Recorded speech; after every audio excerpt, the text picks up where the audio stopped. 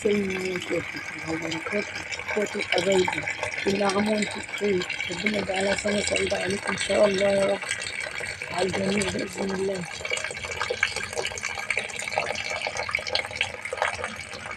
انا بغسل الفراولة، نقعتها كم مرة دلوقتي من الرمل اللي فيها.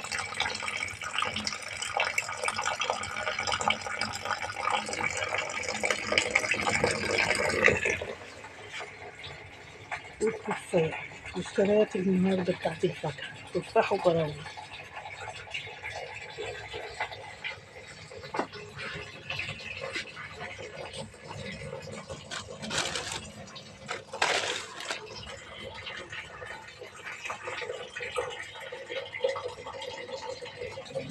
انا اتغسلت خلاص اهي، ايه رأيكم؟ بقت فلة.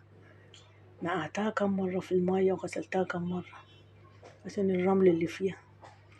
نقطع بقى ايه، هي كبيرة نقطع شوية ونشيلهم، والباقي بقى نخليه بره ايه في التلاجة عشان نعمله بقى، كنا نقطعه مع التفاح ولا نضربه في الخلاط، كل واحد طبعا بطريقته بقى. بس نشيل شوية بقى، وكل كام يوم كده نجيب 3 كيلو 4 كيلو ونشيلها في الفريزر بقى بإذن الله عشان رمضان. كل سنة وانتم طيبين، ربنا يبلغكم رمضان إن شاء الله.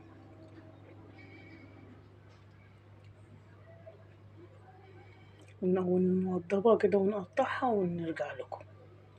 السلام عليكم ورحمة الله وبركاته. ودي الفراولة قطعتها وحطيتها في الأكياس، والباقي خليتها في الطبق بقى ياكلوها كده، كل واحد ومزاجه بقى.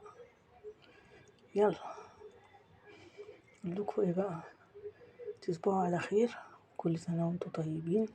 ومتنسوش بقى تتفرجوا على الفيديو كامل، متنسوش بقى اللايكات، وكل عام وانتم بخير يا رب كده، يجعلها سنة حلوة على الجميع بإذن الله. يلا تصبحوا على خير، بألف سلامة حبايبي. السلام عليكم ورحمة الله وبركاته. كملت الفيديو بقى، كملت الفيديو.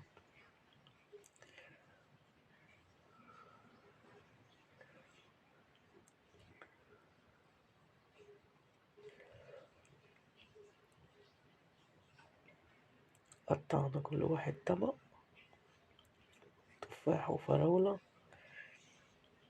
واللي عايز ياكل بقى لوحده تفاح لوحده ياكل، واللي عايز فراولة لوحده ياكل بقى، كل واحد براحته.